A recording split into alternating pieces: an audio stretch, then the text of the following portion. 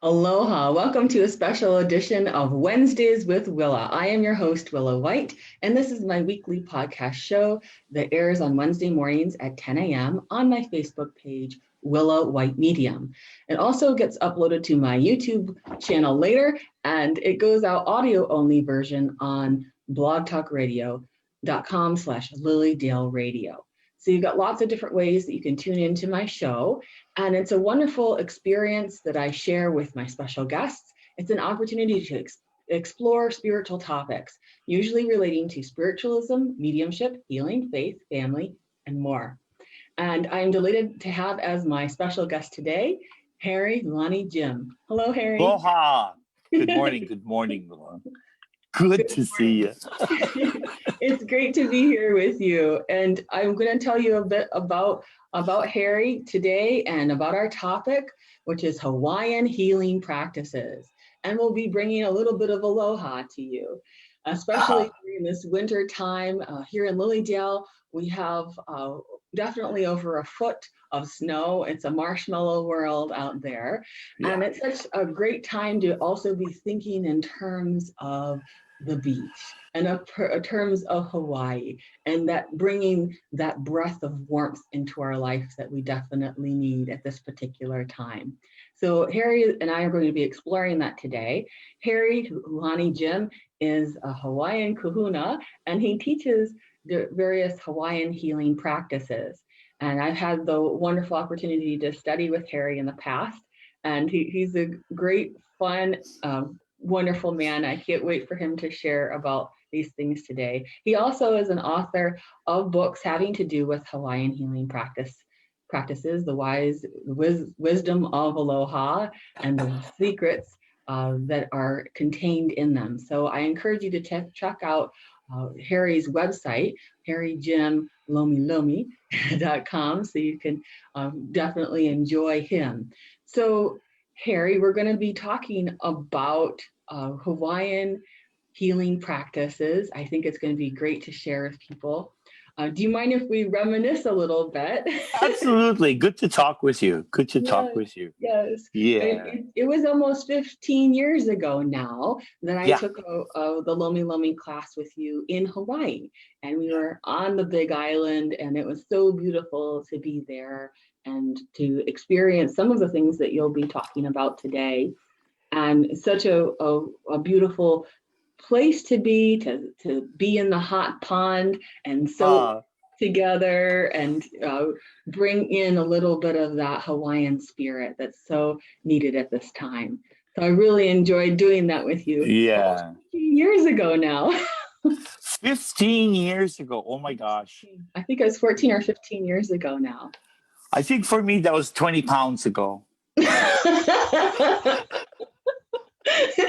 So it's one of those times where I was really trying to just soak in the experience, and different memories come back to me of staying in a little cabin and having the avocado tree drop avocados, and then the huge avocados over tin roof.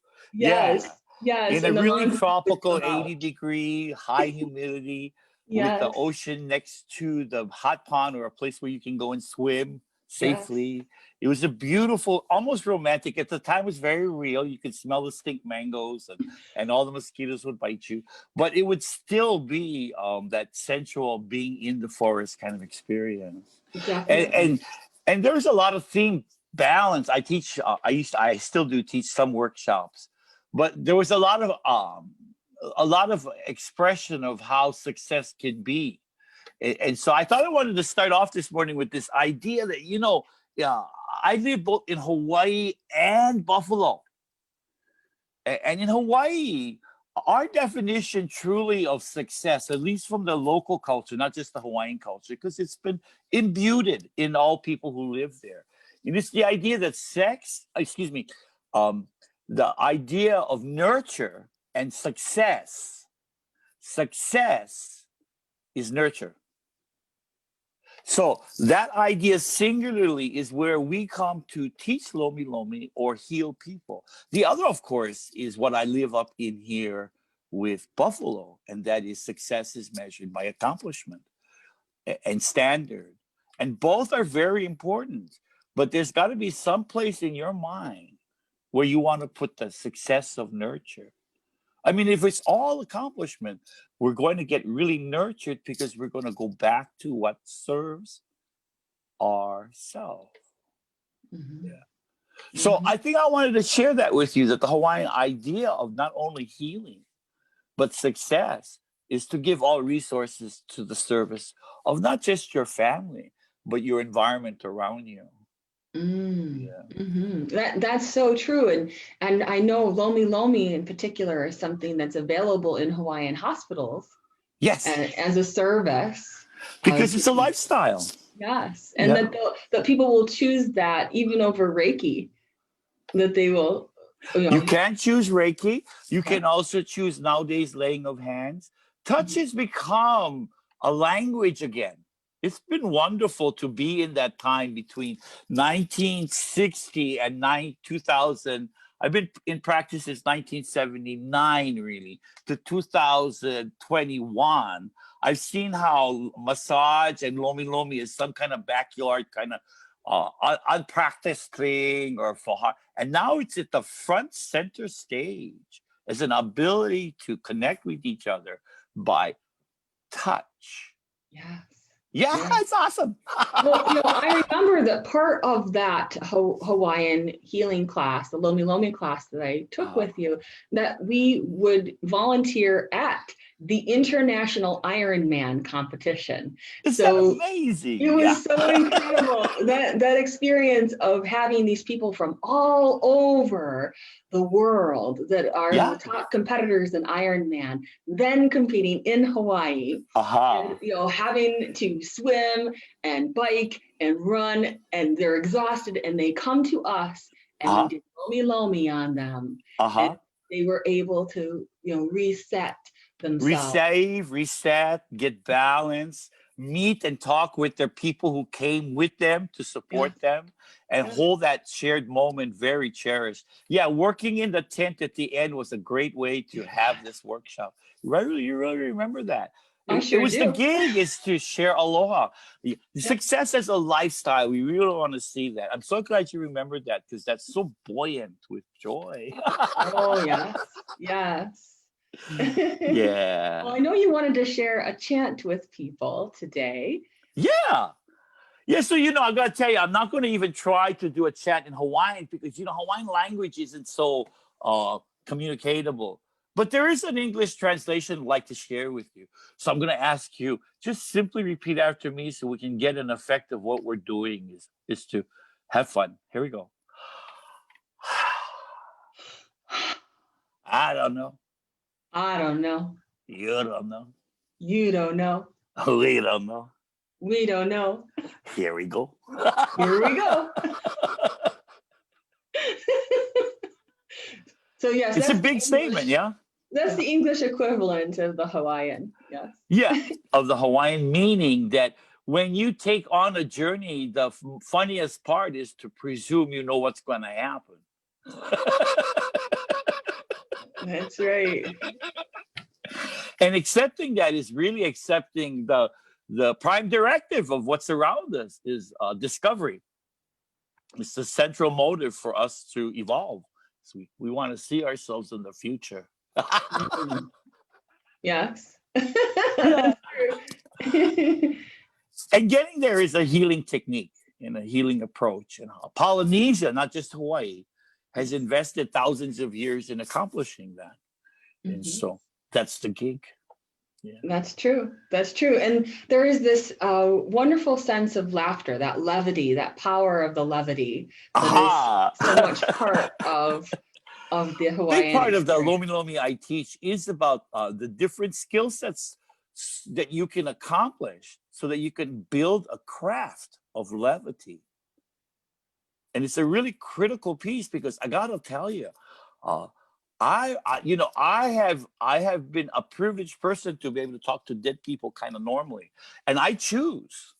But I make it clear that it's taken me a couple of decades to pick those funny, comedic dead people so that I can have a beautiful experience on planet sharing levity. Levity is the capacity to take your vibratory space and raise it so that you can receive. Yes. And what is that you're receiving? Okay, so in Hawaiian it's spelled this way, Grace.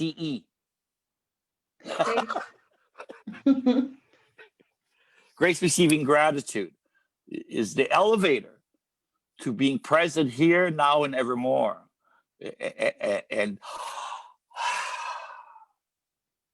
the achievement of grace is truly accomplished by the deep breath called Ha.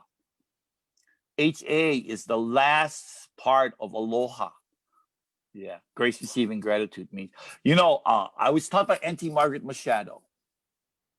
And she was really famous. I will take a couple minutes to explain to you how significant her participation back in the 70s and 80s were as Lomilomi on the world stage. And I really mean it, because back then there was this young publisher who bought a little apartment for a year and lived up in Kealakekua next to her house.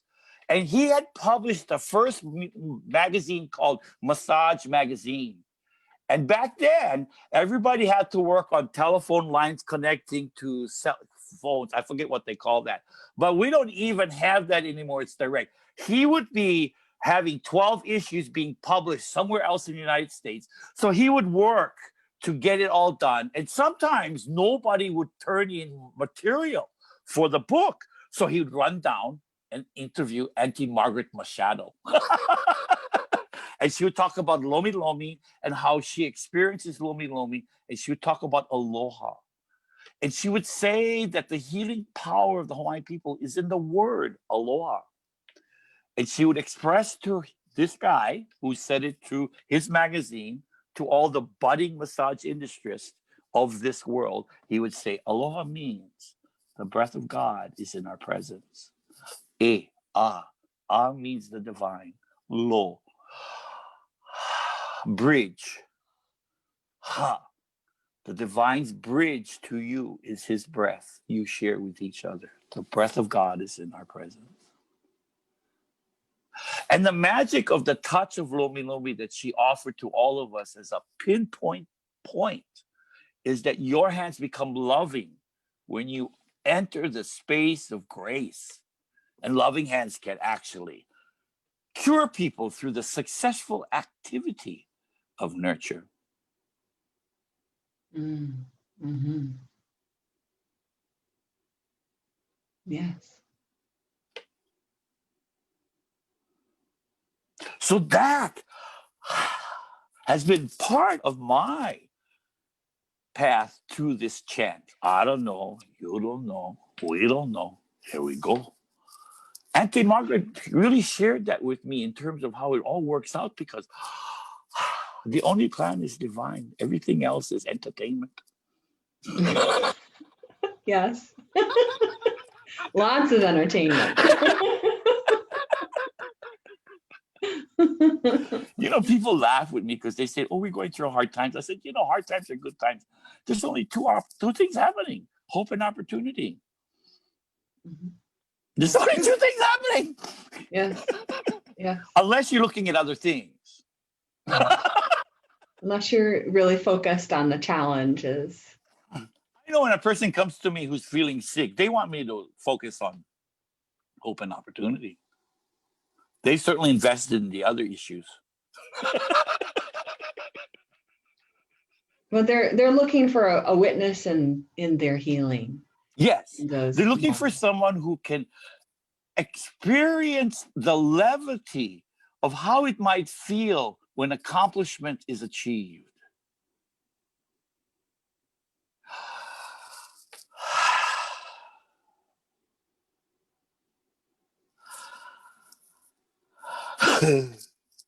Often I have to face them straight on and tell them, to get to this space where you're above the injury, you might consider this thing called forgiveness.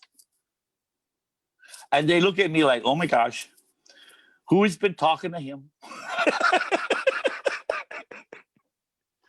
But actually, I want to say that what I try to express to people in the healing techniques of Hawaiian craft of healing is that there's really only two kinds of forgiveness, and it's now or later. That's right. Now or later. Now or And, later. you know, the way I explain to people in terms of forgiveness, that it's okay to forgive for selfish reasons too, because you don't want to carry it anymore. You decide you want to put it down. You say, Yes. you know, I don't need this burden anymore. Imagine what I could do with this energy if it wasn't going down the rat hole. Imagine what I could do if I could invest this energy wisely. And there is a surge of energy that happens in a person that goes ahead and lets it down. That's a real truth. We have the possible perspective that when you talk about people who have unforgiveness, it's to express to them that any form or presence or energy of unforgiveness is an act of grief. So cry. And as you cry, your body will let it go, and your mind will feel the fulfillment of feeling your body feeling better from letting it go. And that is about experiencing not even the contradiction of forgiveness or unforgiveness, but the source, which is actually the lung in Hawaiian culture, where all grief resides. Yeah. It's also where the primary ALOHA, the consciousness of the divine in the breath. Breathing through the grief gives no charge to the unforgiven. See, the whole point is to get to a point where you don't have to be responded to any charge. It's 0 point. That's the message of almost every kahuna I've ever met. So we do have some things in common, not many. Right, right. Yeah, but the base principle that we can achieve point center central, the place of no charge, can be achieved by levity. Yeah. And levity is given to you by the divine. All you got to do is breathe for it. Success is an athletic activity. And the best athletic activity you can have is full breath. Even if you sit in the chair all day, that is an athletic activity managed by the amount of oxygen consuming the energy of your food. Same thing happens with emotions. Your breath will consume. Did we ever understand that 80% of all waste in our body comes from air, not water or solids? Wow. So we use a lot of breath in our touch, and we use a lot of loving hands in our touch. And we use them in the context of our language. It's what my job really is here, is to convey what they're talking about when they say that our loving hands have some special understanding. They're magical. Actually, they have compassionate disengagement. I want to talk to you about that, compassionate disengagement. Yeah, that's when you can, when you can touch and have no outcome experience, where it doesn't matter. That you can actually provide a space, a venue, a connection of time where your sense of gratitude is expressed.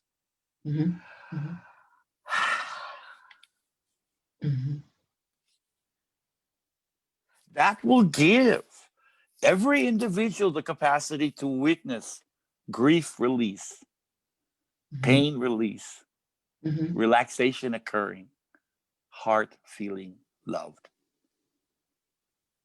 We've been talking about this theme about success, yeah, because we want to teach ourselves that we can get fulfillment by practicing both successes, accomplishment and nutrition, accomplishment and nurture. And this is what this Hawaiian is wanting to share with you today. That success is very valuable, but nurture, that's the top of that's the mango at the top of the tree. Okay? Bright and shiny, and it's available when we start with gratitude. We're not going to end up there. It's only the space of the field. As our gratitude expands, our capacity to nurture gets very potent. True. That is very true, and there's that understanding of spiritual natural law. But Yeah. in a Hawaiian mindset, when I think of the breath, sometimes I remember what it was like when we visited the volcano, Aha. and we could see the steam rising up out of it. So the whole land was breathing almost like a or when you watch the waves come in and the breath, the lung action of the water. And so I can see why the breath started to take on an understanding on a spiritual level of resonance within the mind, body, spirit of the human being. Because it just made sense to be reenacting the healing vibrations of the environment. Yeah, returning to the source, which expands your whole field of safety and nurture. Yes. Yeah. And especially because there's an understanding of the impermanence and the permanence that resides when you're on when you're on the island, as it were. Whether it be a physical island called Hawaii, or or if it's an island within yourself. There's that connection of having gratitude in those particular moments, and that remembrance of breath bringing life. And this is a magical time we're sharing, that truth that you're sharing. It's really true how that works. It's and really I remember, in terms of doing the lomilomi, and it was not like doing the effleurage of a massage therapist that a massage therapist would do. It was being very present with them on a healing level and breathing during the touch. Sometimes breathing for them. Or breathing for them to participate in a rhythm. Yes. So that's why you do a lot in terms of breath. It's a reminder for yourself, but it's a reminder for the people who are watching today. That when Harry breathes, he's helping us to breathe, remember to breathe. Yes, and it's very important because it will be the medicine of the future as it is today. Yeah, as it was always, that the primary focus of success as nurture is the full capacity to rejuvenate from your breath. Yes, beautiful. And also, believe it or not, plan your life. I want to show you what I mean, this lifestyle. I'm going to come to a place, because I've had many memories of this, but I'm going to come to a place that I went to Molokai one time for a visit and a workshop. And I was there for about a week. And going to the place where we were going, Kalipuka, I think it was, we met these surfers, okay? And it was really kind of cool because I used to be a surfer too. And we watched these surfers. There was a couple of them that got out of their Honda truck. I mean, the Datsun truck. And then there was and then they took their boards, they sat on the beach, and they sat and watched the waves for 20 minutes. And they just looked at, kind of not meditated, but breathe, so they could find a rhythm in the ocean and witness what the ocean is. Because they all know that the ocean waves come in at 7 cycles. Every 7 cycles, the largest wave comes, the smallest one starts. So they want to learn that pattern so that when they swim out, they don't have to work so hard at it. And when they want to connect with Mama, the Moana, which is the ocean goddess, that essence, they want to be able to call that wave to themselves. They want to be able to in sync. And they use the breath to witness the ocean. And then they jump in the water and go have a blast. Sure.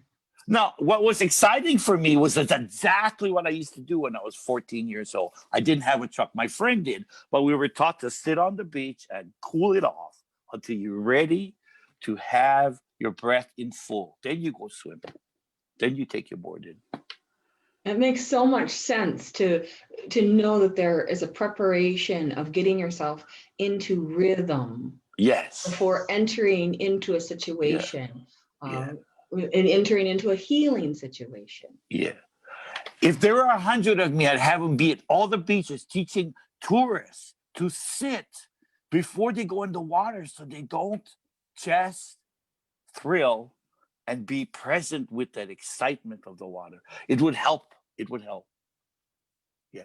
But this is what we have, and this is what we can do today. Remember that the water receives you when you give it attention.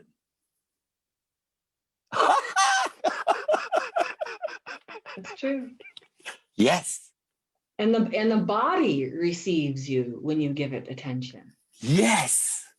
That is truly what I'm trying to express today, that when we just slow it down, there's a concept in Hawaiian culture I'd like to share. I know we're going fast, but this one is so sweet. It's called horizontal and vertical time. The healing, the first thing in my book, Hawaii's Secrets of Aloha, is about this understanding that all things are in vertical or horizontal time. Horizontal time is the one me and you are sharing. But as a massage therapist and a therapist and a Hawaiian kahuna and all those skills that I have, there are moments that my client and I share the same breath and meet each other at the bottom of the breath.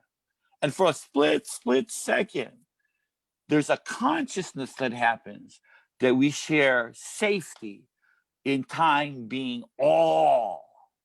Mm-hmm. And we're being in witness of each other, participating in all. And you know, that's the vertical time. And people say, oh, but that's so confusing. I said, I don't think so. Have you ever had that experience when you were like bowling and you just knew you hit a strike?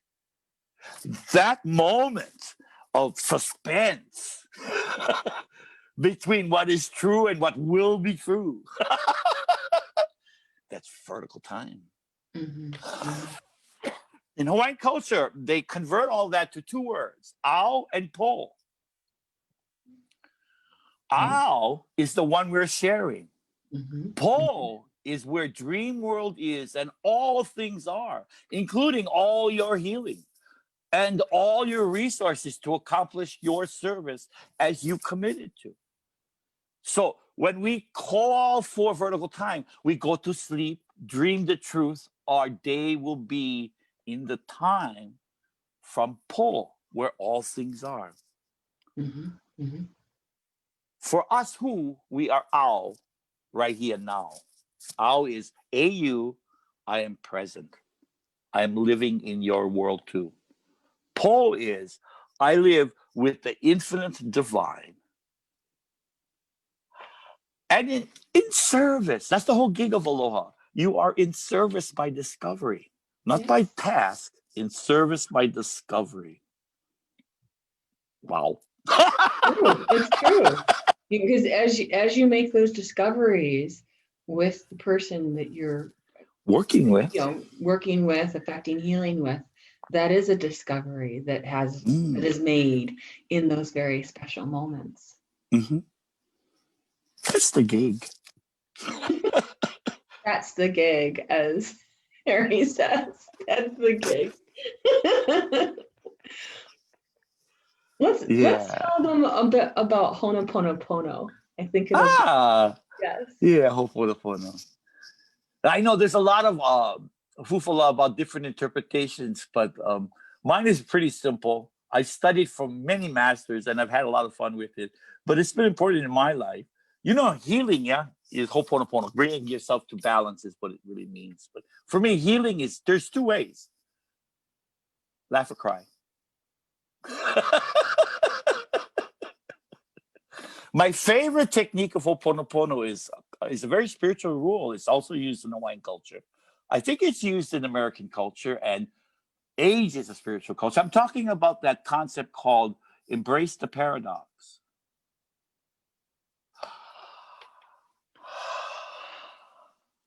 Now let's just outline that. You know, have you ever had a fight with your life partner and then all of a sudden you realize they're exactly opposite from where you are?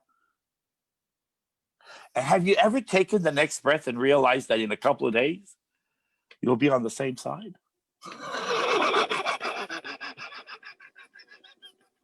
That's embracing the paradox. That's taking on the energy and finding the maturity and space inside of you to convert that energy from negative to positive by action. You know, I'm going to tell you something. Ho'oponopono is a very special charge from the divine to the human, because only humans can convert negative energy into positive energy. Now, I know everybody's going to be up in a roar about that idea because it's a new one. But for us, Hawaiians, at least those who practice the spiritual principles of healing, converting negative energy into positive energy, supportive light energy, granted by the divine's intention. That's what it's about. Not the words, but the action. Mm-hmm. Yeah. Yes. There has to be that moment of, instead of trying to cancel an energy, you have to work through that energy. Yes, not around, not before. Yes. You have to absolutely allow the energy to converge with your whole as you are in service to your intention. You know, I have had this experience. I think many of our listeners and people with us today would really understand that when we embrace the paradox, we actually step forward onto the challenge so that it becomes behind us. And frankly, this is what's funny. It's only in preparation for tougher problems.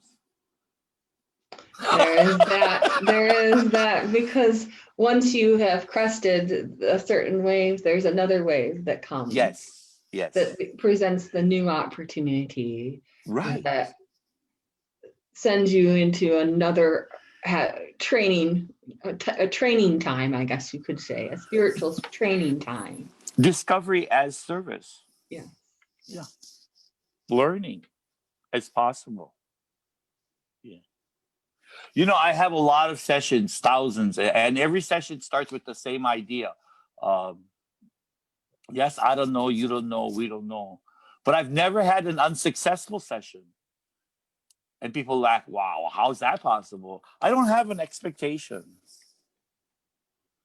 I don't think the field of success is necessarily hierarchical. It could be horizontal across a broad expression. And so people will come to get the skills they need to all their healers so they can begin the craft of self-discovery through self-governance. Now, that's a really important aspect of healing, too. Self-governance. Self-discovery through self-governance. Yes. Yes. Now, see, as spiritualists here in Lilydale, that's something we believe very strongly in: personal responsibility. Yeah. And that you have to get into that space of understanding yourself as an authority in your life, God, of course, the divine source as an authority, but also that understanding of self-mastery comes through self-discipline. The self-governance is very important. Yeah, it is the capacity to sustain a sovereignty, which is the nature of healing, which is why I tend to go into vertical time where all sovereignty exists for me, while I can live in the horizontal world. Right. So, yeah. So, because I'm a married man, and you know, most people call me handsome, and I have an ego, but it means nothing in the vertical world. Yeah, it means nothing. Yeah, it's service in discovery. Yes. And levity, I really want to make sure you understand, at least the audience understands, some very valuable Ho'oponopono truth. You really have healed most of your life by laughing off what isn't a part of your experience. You'll do that with all personal injuries to your body. Embracing the paradox means you don't take it personally. And you have the compassionate disengagement to fluff, which means discipline, taking the discipline to every day determine your choice. Mm-hmm. Yeah. Of how you're going to react to the circumstance. And that's truly what dictates the event. That's the power of the craft of levity, how you react. Yeah. So let's say someone stubs their toe. Do you suggest that they scream it or laugh it out instead of contain it? What's comfortable? You Some know, like people some want to people are go like, and oh, they contain it and then they keep yeah. it in Yeah, themselves, I think, containment is longer. just more work for yourself later. It's kind of like picking up all the trash and then putting it back on the ground. You really need to put it somewhere. Right? You need to let it out in the moment in a safe way. Yeah. Yeah. And the easiest way to do that is look in the mirror and says, you know, I got to tell you something. Look in the mirror and say, you know, you're kind of funny. I mean, So, not funny in terms of funny, but you're funny because I watch you and I really like you. Can you say that? In the mirror. yeah, yeah. You're funny. And you're so funny. I kind of like you. I'd like to see what happens when you let it out. I mean, not the behavior, but the energy of our swords. That's levity. You know, I want to take us into the using levity or some other Hawaiian understanding in terms of grief, because going back to the breath being such a place of grief sometimes for people, I think it would be very useful for our listeners and viewers today to help understand how they could apply that to their grief that they might have. Maybe it's someone who's passed It's a or wonderful place to spend some time. yes, I think it would be good to Wonderful explore place. that. Okay, so let's look at the grief that's in our lungs, because that's where grief is. And if we could lift that space, there'd be an attraction to what we understand is the absence of grief is joy.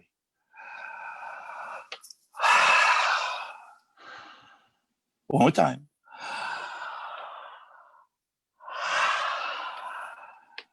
One more time.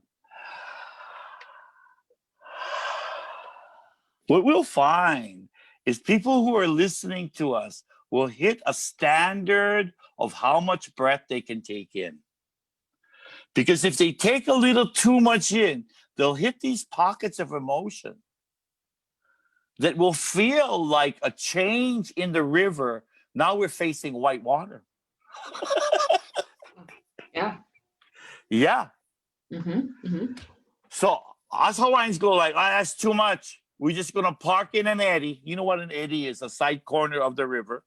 Yeah. We're going to park in an eddy and we're going to say, okay, help.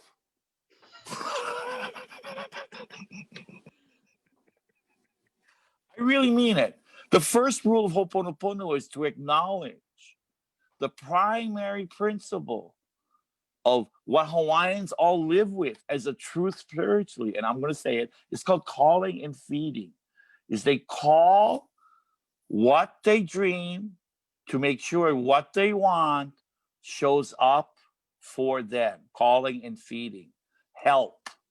Not experiencing a list of things help has to come in.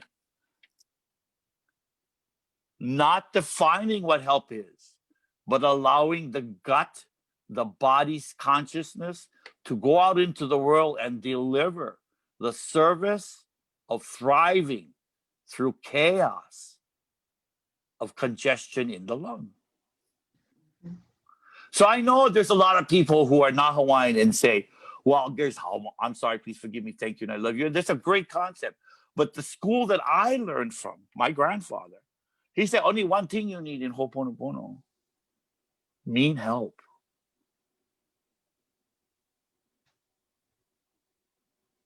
And he was a Mormon elder too.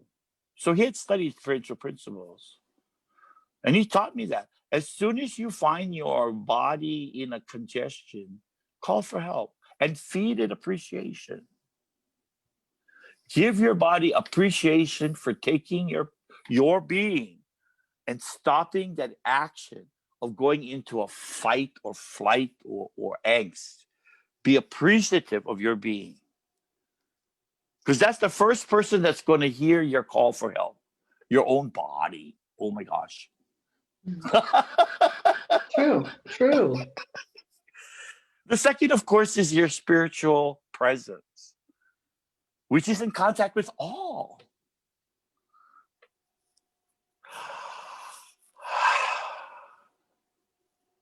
And that's always available at the bottom of the breath, because your grief is measured and understood when there's no oxygen left. The space can be present and you'll feel it. So with me, please, Willa, just take a deep breath. And at the bottom. All humans meet each other at the bottom of the breath.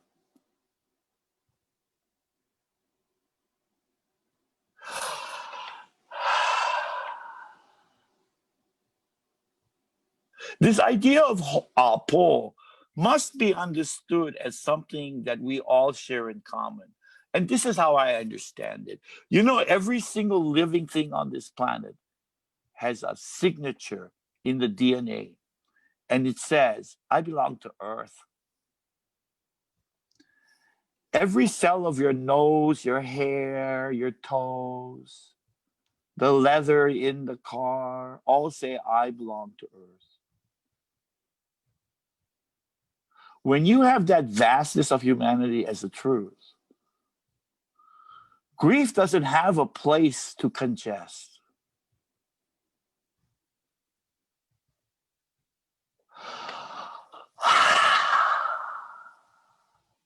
So let's put the two together. Help, because I belong to Earth. Oh, because I belong to Earth. It's something to work with. It's something to feel that somehow. I think that might go into the understanding that people need to know that they do belong, that they are part of something bigger than themselves, and that any separation that they feel from the divine source is only an illusion. And so that would be a statement of remembrance and spiritual recall. That's calling and feeding. Yes. And it's also aloha. Aloha. Yeah. It is. Yes. It is aloha. Yes. Yeah. I love how there is that bridge to things, that the breath helps to bridge into those moments and through those moments that people are having difficulty. So in some of those moments where you almost feel like you have to catch your breath, or you can't catch your breath, or you don't dare take a deep breath, something along those lines, then you have something that you can call upon within yourself, a resource of the steps necessary to get yourself back into harmony and balance. Well, the first resource we call upon ourselves is comfort and safety. So we experience the help giving us that truth. Then it's a possibility that the help will come to rescue us from our own mistakes by bringing us to a place of no charge and having that compassionate disengagement to disengage the personal effect and you know, and have that change.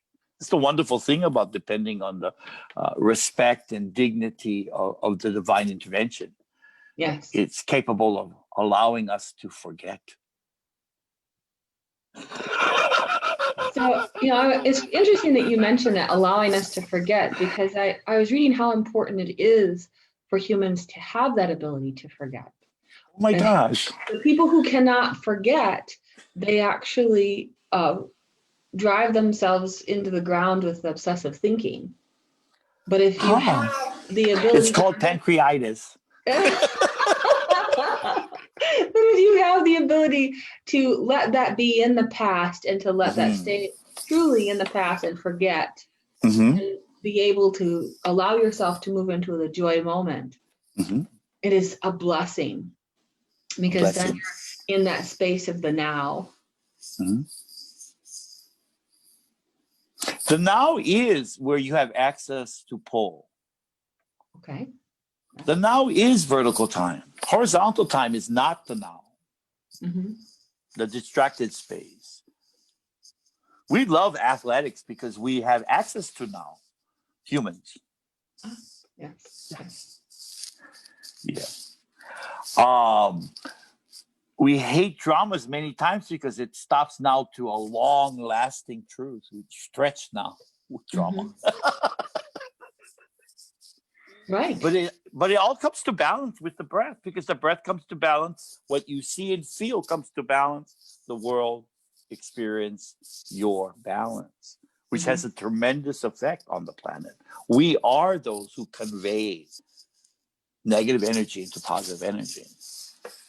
I know that's a real funny thing today, but because a lot of people think that somebody else will do it for them, that the angels are the only ones that can do that for them. They the external being the only one that could do it for them. Yeah. Or Just the like ocean, success is the achievement, not the nurture. Yeah. the ocean with the negative ions that can help you. But we have to know that we can affect that change within ourselves, that we are so powerfully our own. Yeah, Willa, we want to identify resource. what that is, though. Those are called tools, and those are tools for, what are those tools for? Climbing into greater understanding, I think. Initially, we're trying to learn how to manage these ideas. You know, Hawaiian culture is a very spiritual language. American culture is a very contractual language. So I really try hard to share out the pieces of concept as opposed to understanding that when Hawaiians talk in certain adverbs and adjectives, when they say all or ow, they really do mean every soul they know. They think in that terms. So they're very limited about what kind of humility boundaries they can cross. Right. Yes. That's true. So living in the English language is really schizophrenic. For you, for sure. So my medicine has always been kayaking, but only because it brings me breath that is so graceful. Yeah. Other than that, I quit. Well, it's beautiful when we have that kayaking experience, especially on Casadega Lake, where the lake is located. There's such a beautiful, almost like a mirror-like surface that happens to the water at different times of the day, and it's so beautiful to be gliding along and to feel that deep connection with where the water and sky meet. Yeah. And so it takes on that rhythm of understanding in those moments. So and the silence of the wind. Yeah. I'm right there with you about kayaking. Love it. Yeah. Love it. It's a great idea. Well, I know time's going by so fast. Are there some last thoughts you had that you think that would be great to share with people? I wanna ask everybody to take a moment in their own experience. I'm not going to ask the collective of you, but I want to ask you to say for everybody that this is a really remarkable day in our time. And that even though we're facing tremendous challenge, we get to say help. And bring in some ho'oponopono or balance wherever we appreciate that we're worth it because we're here. We have value and purpose. And when you say or see the word aloha, feel it because it'll make you smile. That's very, very true. Aloha has that almost like that Calgon take me away effect. For people when they say aloha. And I know that for Hawaiians, it depends on how you say aloha. Yeah. It could be hello, it could be goodbye, it can have a different, healing connotation. It could have a healing connotation. I heard Bing Crosby say aloha on a steel guitar, and I knew he meant goodbye. This is true. But I've also heard Elvis Presley say aloha, and it had a charge. So it becomes who you want to say. That's true. It depends on who says it and how they say it. You're right. Yeah. And that's how words are, and that's how breath is. Depends on how you say it or how you evoke that moment. So wherever you are, if you intend to nurture, aloha is a good energy to send to people. If your intention is nurture, they'll receive it. In Ao, we are all together. Only over here, in this space, we have separate identities. But up in Po, where all things are. We share space pretty easy. True. Yes. True. And I think it's wonderful that you've been able to share that with people today, so that they really get a taste of what it's like to have that mindset, to have that the livability of the breathing, and of the philosophies associated with that. Yes. So if anybody who's interested in following up things more with Harry, I certainly suggest you visit his website at harryjimlomilomi.com, so you can take a look at his offerings about things, and certainly his book and other wisdom that you do share. It's so wonderful that you were able to join with us today. And before I forget, I do have my class coming up this Monday night, January 25th, The Magical Journey Within. We're going to be talking about different breath techniques that help to relax, but also give people a tour of their own body and their so I think you would appreciate that, Harry, too. I would. Yeah. Is that online? Yeah, that's an online class that I'm offering. People can register for it on my website, willawhite.com. So take a look at things there. And I have my February offering of classes that I'm getting ready for you too. So you guys can check that out on my website, willawhite.com. And I really look forward to seeing you all next week on Wednesdays with Willa, where my guest will be Andy Bing, and he is a spiritual medium. We'll be talking about powerful spirit communication. That's our topic. It's going to be great. I hope you guys can join me next week. Thank you so much for being here today, Harry. You have been absolutely wonderful. Really appreciate you sharing your wisdom as it relates to Hawaiian healing practices. It's such a needed thing at this particular time for everyone. Yeah. Well, Aloha. thank you, everyone. Have a good week, and God bless. Bye-bye. Thank you, Willa. Aloha.